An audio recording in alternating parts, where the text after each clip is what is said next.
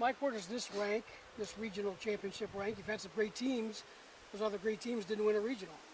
Yeah, this is a first for us. We finished second a couple times and third a few times, I think. But to finish it off in that environment against those teams speaks volumes for these guys. And we talked about it all week about playing mentally a certain way, playing from strength, and letting this golf course, which is very difficult, come to us. And it worked. And these guys played solid golf, and we were there in the end. And it was fun when you're at a regional and top 5 teams make it.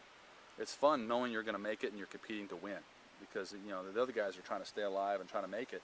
It was nice on us because we knew we were in, yet we were just trying to win the event. And that's a great mindset to have.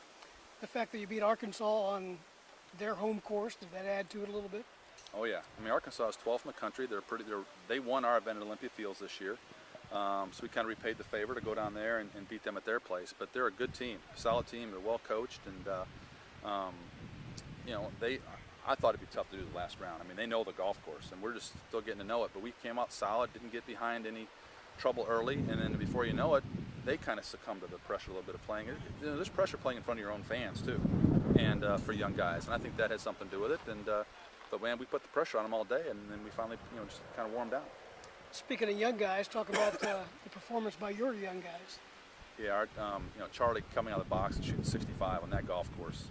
I think it might be a course record there, I'm not sure. But to do that, set a tone for the rest of the guys. And then Thomas Dietrich, the other freshman, shooting 68 in the first round. That changed everything. That put a little bit of caution in the rest of the teams when they saw that. Because nobody else was doing that all week. I don't think anybody else. And then Brian shoots 67 the next day. So, you need low scores. It's great to have consistency.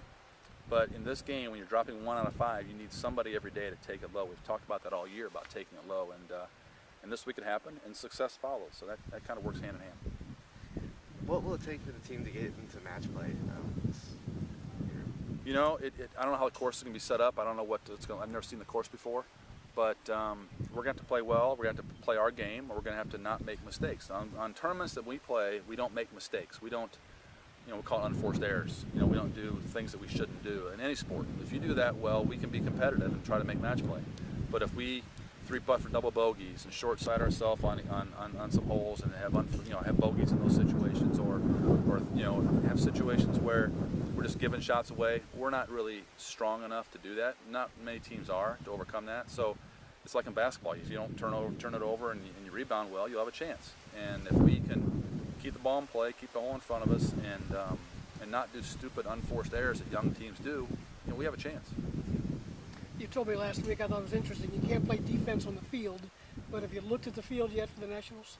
A little bit at it. I haven't really spent much time at it because that's kind of the way I've been trained myself, is that we got to take care of ourselves. We got to get ourselves right mentally, right prepared, and then trust ourselves to go out. But there's I think 8 teams out of the SEC made it or something like that, and they're a good conference, and it's down in SEC country.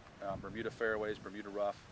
We're not used to playing that kind of grass. There is bent grass fairway greens, which will be good for us, but there's a lot of good Southern schools here, and some good mid-major Southern schools that made it, surprising people, which always happens.